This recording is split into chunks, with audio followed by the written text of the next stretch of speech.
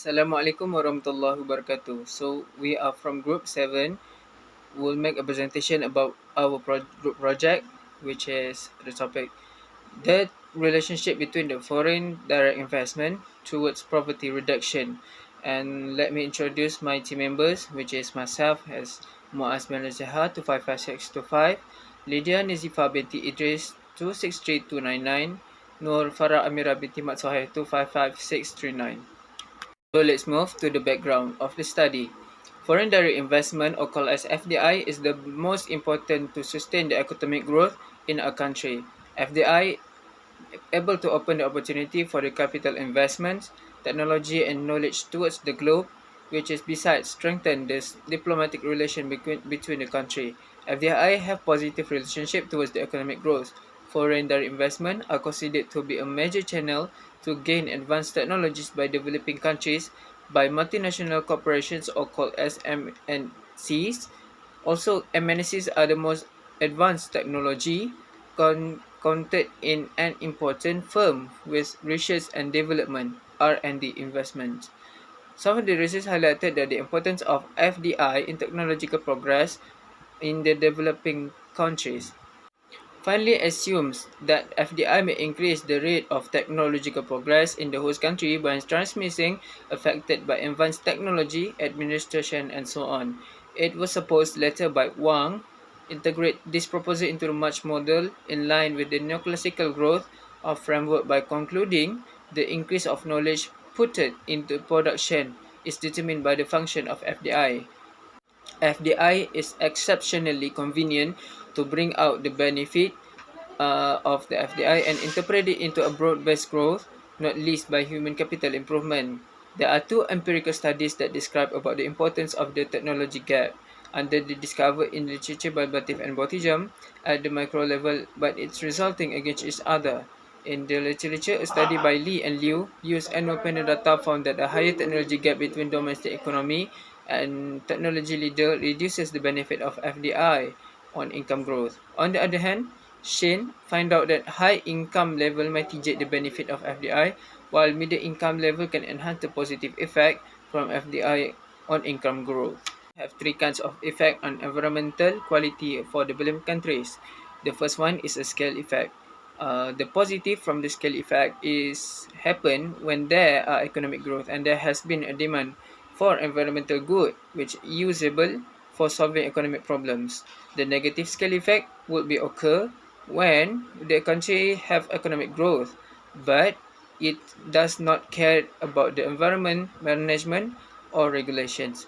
The second one is technology effect. The positive effect will be occur when the investment or the investor use environmental friendly technology and have spoilers on domestic investment by competition. The third one is a policy effect. The positive effect will be occurred when the host government tighten the regulation for the protection of the environment and also enforce the foreign investors to follow the regulation. The negative effect will be occur when the competition exists amongst developing countries to attract FDI and host government release the environmental regulation for FDI. Move to the research objective. The objective of this project is to study the relationship between FDI and the poverty reduction in Malaysia. Since many previous studies have made the topic into the discussion, then this project paper is willing to study the advantage of FDI towards the reduction of the poverty in this country. Besides, the study is conducted to gain further about the importance of the FDI towards capital inflows in developing countries. The research objective considers the dependent variable in FDI such as unemployment rate, population, and GDP to gain FDI as the dependent variable. My name is Lydia Nazifa binti Idris. My matrix number is 263299, and I will be explaining about our study's methodology. So firstly, our data set consists of a 30-year sample, which we choose the period from 1989 to 2018. Our data is obtained from several sources like the Statistics Department of Malaysia World Bank Group WBG, World Bank Data Malaysia WDM, and various issues of economic report.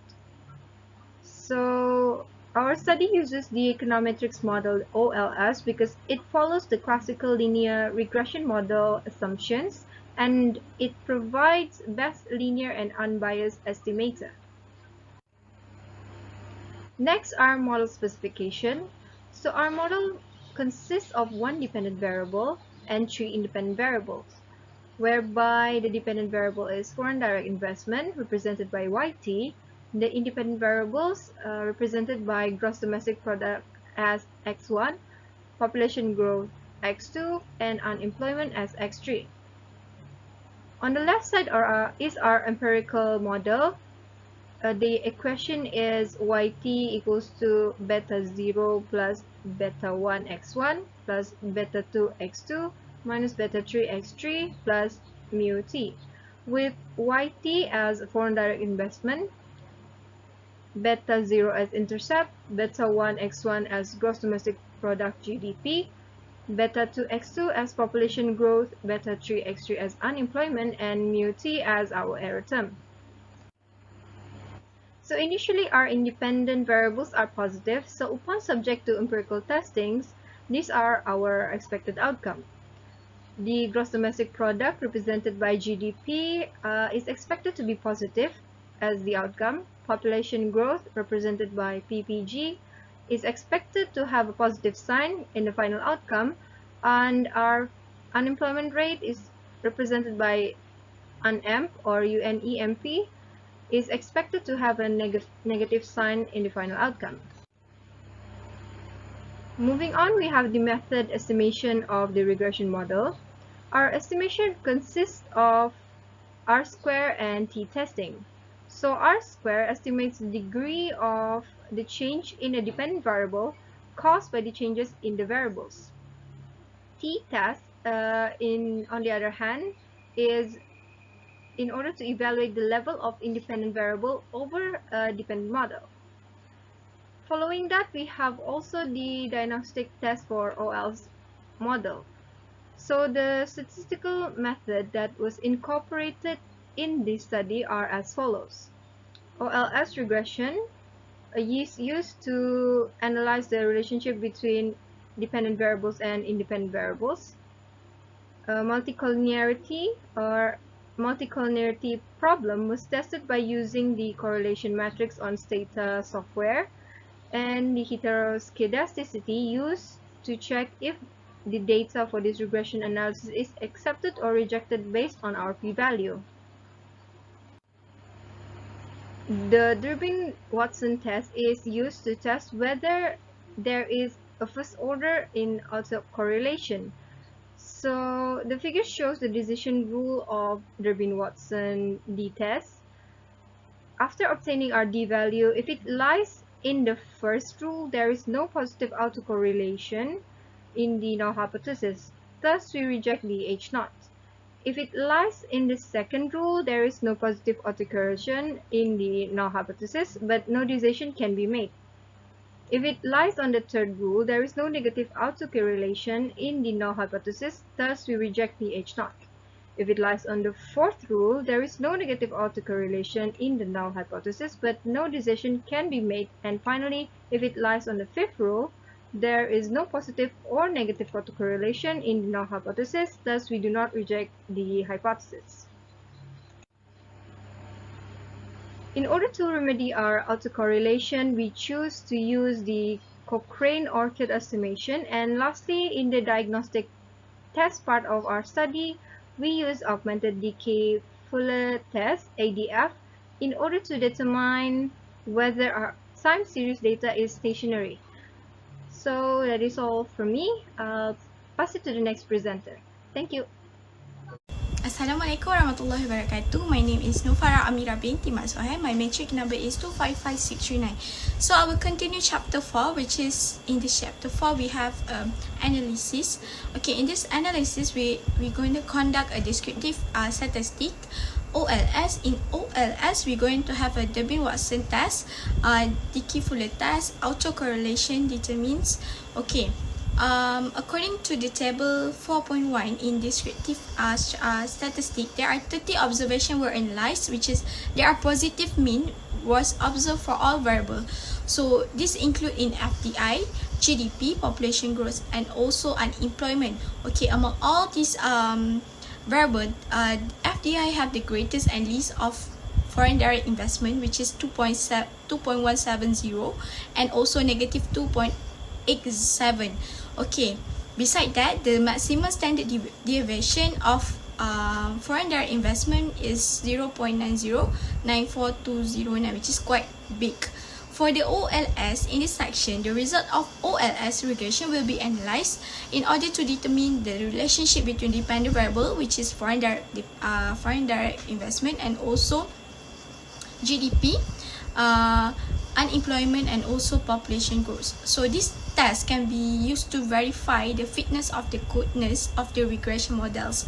So OLS in the star has been presented here. So there are significant relationship between FDI and GDP, which is the test has brought 0.053, and the population group also have a significant relationship with FDI, which is 0.274. For unemployment, there are negative relationship, which is 0.267. So from here we can see that there are correlation and relationship between FDI, GDP, population growth, and also unemployment.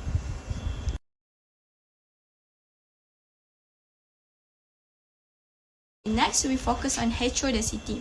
Heterodicity is an error element of variance that does not appear consistent between observation in a regression model.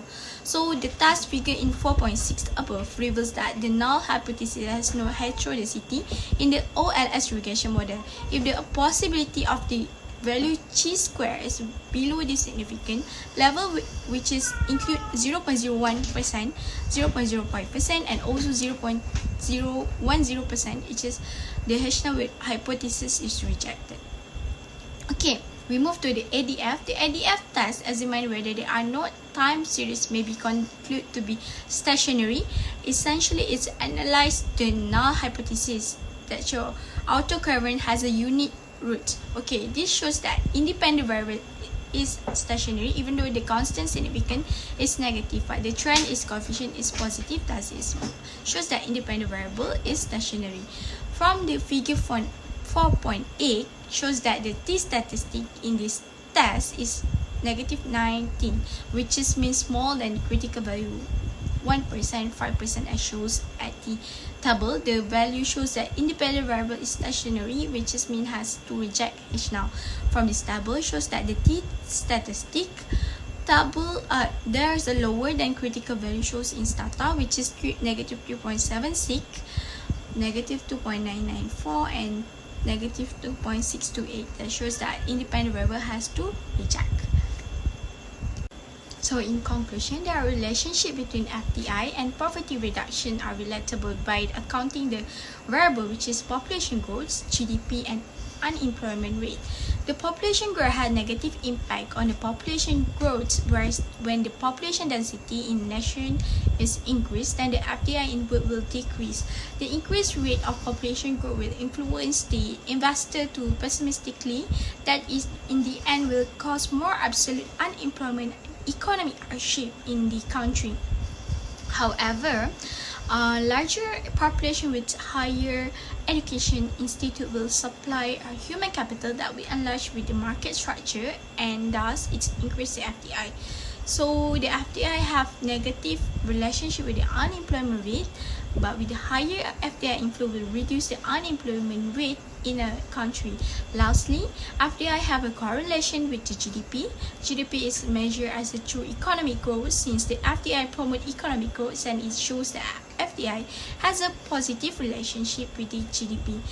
FDI is a catalyst for the development of technology, human capital, entrepreneurial skill that simultaneously lower the poverty. That's all from us. Thank you. Lastly, we move to the conclusion. The relationship between FDI and poverty reduction are relatable by accounting the variable which are the population growth, GDP, and unemployment rate. The population growth have negative impact on population growth, whereas when the population density in a nation increases, then the FDI inwards will decrease. The increasing rate of population growth will influence the investor to pessimistically that the end will cause more absolute unemployment and economic hardship in the country. However, a study by Aziz and Makawi 2012 stated that larger population with higher education institute will supply human capital that will enlarge the market structure and thus increase the FDI. FDI have negative relationship with unemployment rate. Higher FDI inflows will reduce the unemployment rate in a country. Lastly, FDI have correlation with GDP. GDP is measured through economic growth. Since FDI promote economic growth, then it will shows that FDI have a positive relation with GDP.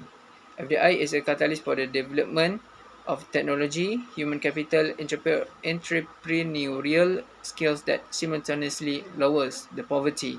So that's all from us. Thank you so much.